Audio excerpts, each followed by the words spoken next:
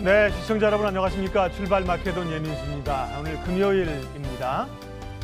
시장은 여전히 좀 지지부진한 돌파구를 좀 찾기 어려운 그런 상황입니다. 어제는 이제 경협주들이 또 큰 폭으로 올랐다가 막판엔 또 좀 밀리는 이런 형국이었고요. 전반적으로 뭔가 시원한 상승세를 찾기는 좀 어려운 그런 형국이네요. 미증시도 간밤에는 좀 혼조권 약세였습니다. 다우지수, 나스닥 0.2% 정도 밀려났고요. 우리 야간 선물은 대신 0.2% 정도 올랐는데요. 삼성바이오 관련된 얘기가 오늘 아침에 들어와 있는 게 있는데요. 어제 늦게까지 삼성바이오 관련된 이제 금감원의 그 감리가 있었는데 오늘 아침 뉴스 나오는 거는 이제 삼성바이오로직스가 얘기를 했는데요. 그 얘기가 되고 있는 바이오젠이 바이오 HPC에 대해서 콜옵션을 행사하기로 했다. 그런 의사를 받았다. 본격적으로 공식적으로 얘기를 하겠다고 나와 있습니다. 이게 이제 가장 그 핵심 포인트 아니겠습니까? 바이오젠이 삼성바이오로직스의 자회사인 그 HPC에 대해서 콜옵션을 행사할 거냐 안 할 것이냐. 삼성으로서는 뭐 상당히 좀 큰 카드를 하나 잡았다고나 할까요? 그래서 삼성바이오로직스에 대한 그 오늘 아침 뉴스는 그 바이오주 전반에 대한 뭔가 좀 바람을 넣을 수 있는 얘기일 것 같아서 조금 더 이야기 챙겨보도록 하겠습니다. 자, 말씀드린 것처럼 미증시는 조금 밀렸고요. 우리 야간 선물은 플러스로 나왔기 때문에 오늘 우리 시장 삼성바이오 얘기도 있고 조금 기대하면서 출발을 해도 될 것 같습니다. 구체적인 금요일장 이야기 전략들 장용혁의 마켓 시그널로 시작하겠습니다.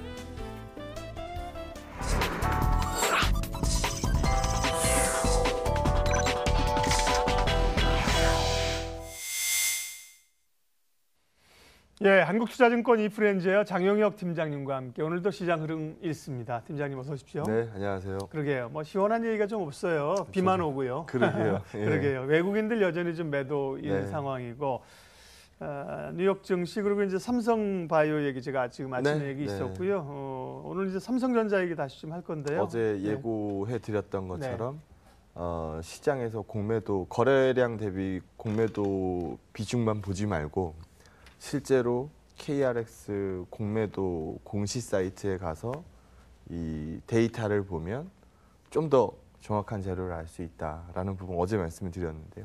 오늘 그 부분 준비했습니다. 네. 삼성바이오 얘기가 나왔으니까 사실 삼성바이오 잘못되면 삼성전자한테 좋을 것 절대 없어요. 네. 지금 삼성바이오 집은 40% 넘게 삼성전자가 들고 있는 상황이기 때문에 바이오 잘못되면 사실 뭐 삼성전자한테도 악영향 미치는 거는 사실입니다. 그런 측면에서 봤을 때 오늘 아침에 나온 뉴스는 뭐 긍정적이라고 볼 수도 있을 것 같네요. 그래서 준비한 데이터 보기 전에 어제 뭐 마이크론 값이 조금 약했고 뭐 어제 또 외국인 매도가 좀 이 삼성전자에 좀 있었습니다만 어제 총 거래에서 공매도가 차지하는 비중은 4.95%였습니다.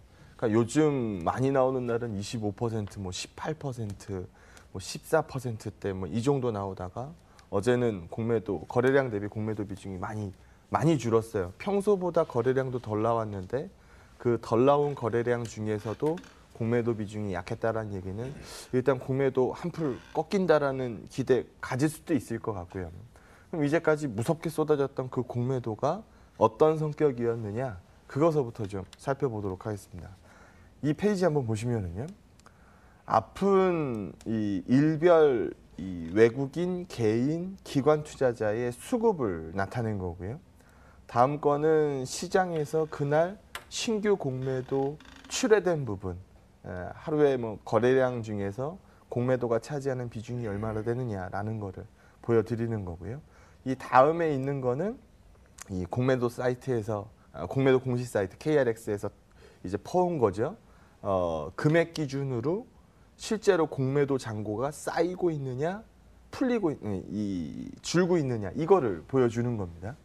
여기 한번 보시면 이날은 진짜 무슨 일 나는 줄 알았어요. 뭐 삼성전자 거래량이 4천만 주 찍히면 이 거래 대금이 2조가 넘거든요. 그래서 뭔 일 터지는 줄 알았죠. 그래서 이 거래가 왜 이렇게 많이 나오는 거예요? 라고 많이 의아해 하셨을 텐데 그날은 뭐 치고받고 난리가 났었어요. 뭐 결론적으로 얘기하면은 뭐 외국인과 기관의 뭐 매도가 좀 있기는 했습니다만 이거 내부에는 공매도 잔고에 큰 폭의 변화가 있었던 날입니다. 근데 최근 이 하루 거래 25.6%, 14.48%, 18.27%, 하루 거래에 적지 않은 수량의 공매도로 쏟아졌었던 최근 거래의 공매도 잔고를 한번 보시면요. 뭐 여기 보면 아시겠습니다만 하루 거래에 264만 주가 공매도로 나왔는데 공매도 잔고는 99억이 줄었어요. 이거 단위가 100만이니까. 네. 99억이 줄었어요. 그럼 이건 어떤 의미일까요? 신규 공매도가 열심히 갖다 때렸는데 우리가 뭐 추정하기로는 HSBC 창구로 이제 때렸다라고 보고 있는데 실제로 공매도 잔고는 100억 원 가까이 줄었다. 이 얘기는 신규 공매도보다 기존 공매도 포지션 안고 있었던 쪽에서의 쇼커버링이 훨씬 더 강했다는 뜻이거든요. 그래서 우리는 여기까지는 시장에서 기사들 보면서 많이 알고 있는데 이 다음 단계 땅까지는 잘 안 들여다 보셨던 분들이 많으셨을 겁니다. 그래서 그 안으로 들어가서 공매도 잔고 데이터를 보면 크게 우려되지 않아요라는 부분으로 말씀드릴 수 있을 것 같고요. 뭐 여기 결제 기준으로 공매도 잔고가 결제 기준으로 뜨기 때문에 이 하루 다음 거 지난 11.92% 공매도가 쏟아졌었던 16일 거래의 공매도 잔고는 여기는 뭐 표시가 안 돼 있습니다만 26억 증가해서 2,727억. 뭐 큰 폭의 움직임이라고 보이긴 사실 어렵거든요. 그래서 최근 이것만 보고 뭐 뭔가 이상하다. 뭐 삼성전자의 공매도가 왜 이렇게 쏟아지는 거냐. 저도 아침 방송에서 한번 다룬 적이 있었는데요.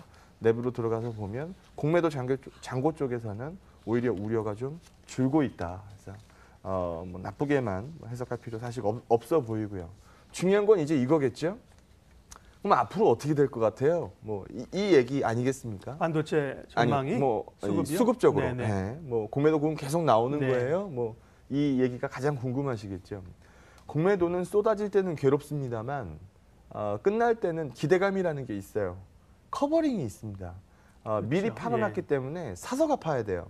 그러면은 그 부분을 조심스럽게 예측을 한번 해보도록 하죠. 일단 외국계 창구 쪽에서 공매도가 많았던 것으로 보여집니다. 이 부분에서 공매도가 많았어요. 근데 뚜껑을 까보니까 커버링이 적지 않은 수량으로 더 크게 들어왔었던 것으로 보여집니다. 그러면 신규 공매도는 지금 열심히 들어부었지만 주가 밀어낸 걸로 따지면은 얼마 못 밀었다는 소리거든요.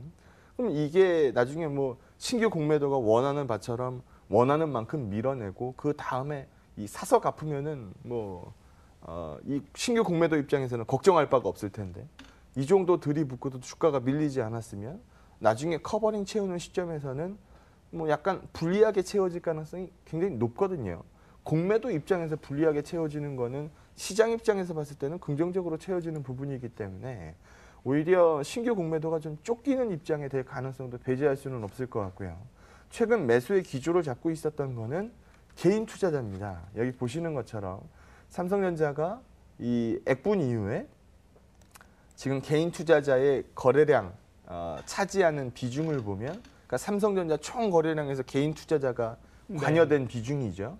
42.58%. 많이 높아졌죠. 네, 많이 높아졌어요. 그래서 뭐 일각에서는 개인 투자자가 사면 뭐 안 되는 거 아니냐 뭐 이렇게들 얘기하십니다만 지금 그냥 멀리 갈 필요도 없어요. 요즘 몇 거래일만 딱 봤을 때 많은 분들이 무슨 얘기를 하냐 하면 야 삼성전자 별거 없네. 삼성전자 뭐 그냥 저 열심히 뛰어다니는 대북주 하는 게 훨씬 낫겠다. 이런 식의 얘기들 많이 합니다. 그러면 나중에 조금 움직였을 때 털려 나올 물건들 상당 부분 존재한다라는 거고 신규 공매도 같은 경우에는 커버링 칠 물건이 필요할 텐데 아마 이쪽에서 이 손바뀜이 좀 나올 가능성이 상당히 좀 높아 보이고요. 여기 보는 것처럼 개인 투자자의 이 거래 관여 비중이 매수로 훅 치고 올라왔다가 최근에 크게 감소해서 지금 이렇게 움직이고 있습니다. 그러니까 개인 투자자들이 기대감 많고 한번 쭉 달려들었다가 지금 기대감이 꺾인 상황이라는 거거든요. 그래서 개인 투자자가 사니까 뭐 탄성 떨어질 거예요. 이 얘기만 하기에는 좀 어렵다라고 보여지고요. 6월 1일자로 중국 A주 MSCI EM 인덱스의 2.5% 편입 이슈가 있기 때문에 뭐 그 부분 좀 지나고 나면 어차피 우리 비중에서는 좀 줄어드는 게 맞으니까 그래서 조금 더 안정을 취하지 않을까라는 생각을 조심스럽게 해봅니다. 그러면 이제 업황 얘기도 좀 삼성전자 얘기한 김에 뒤이어서 얘기를 한번 해보면 저는 이제 게임을 잘 안 하는데 예전에 소위 저 어렸을 때 컴퓨터 게임을 하면 이제 게임하다 보면 컴퓨터가 버벅거리거든요. 사양이 딸리니까. 네. 그렇게 되면은 사양 딸릴 때마다 컴퓨터를 바꿀 수는 없고 그렇죠.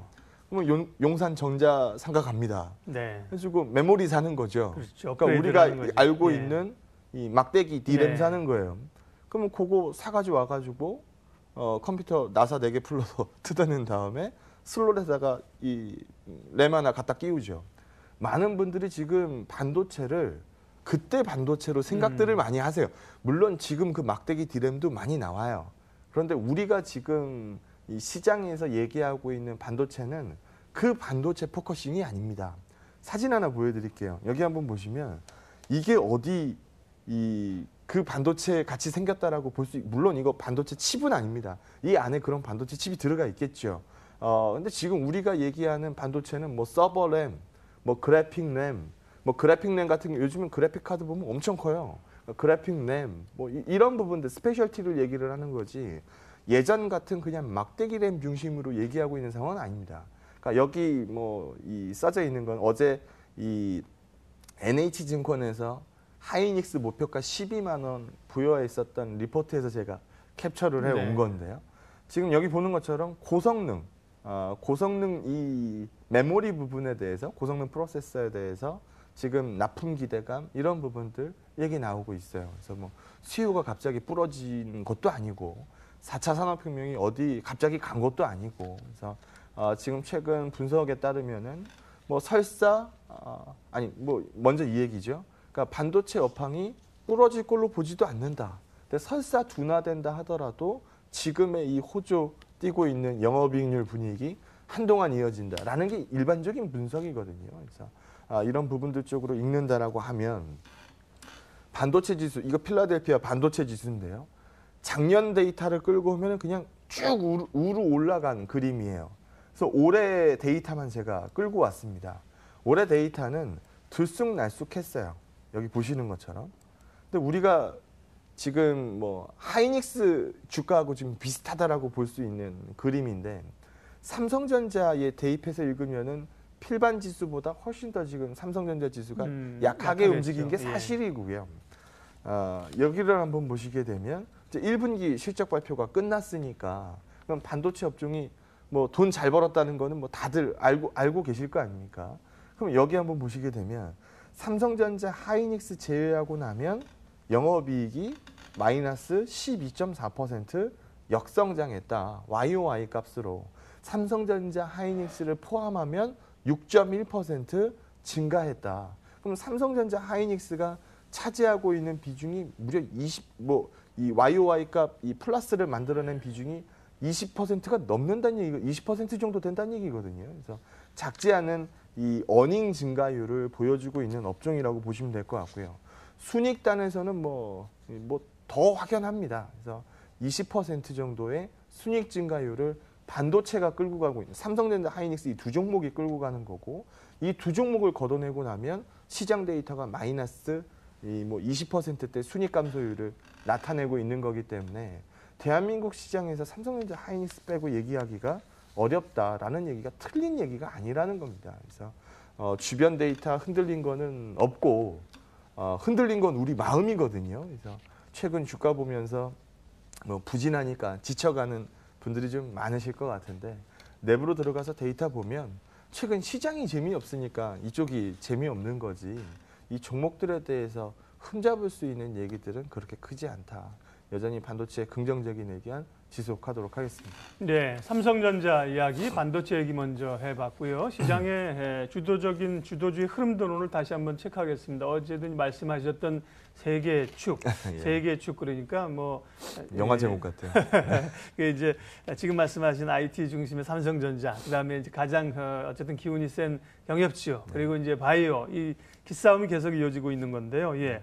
오늘도 보면 양상이 뭐 여러 가지 뉴스가 있어가지고 흥미진진합니다. 예.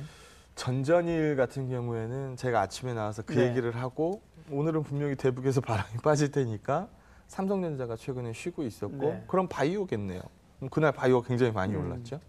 어제 같은 경우는 그냥 만약에 대북 이슈 쪽으로 추가적으로 마이너스를 쏘면 바이오 쪽이나 뭐 삼성전자 쪽으로 매기가 이제 연속성을 네, 보였을 갔을 텐데 텐데. 어제 뭐 다들 보셨던 것처럼 대북이 하루 만에 이 반전이 보였죠. 어제 아침 방송에는 우리가 그 얘기를 했어요.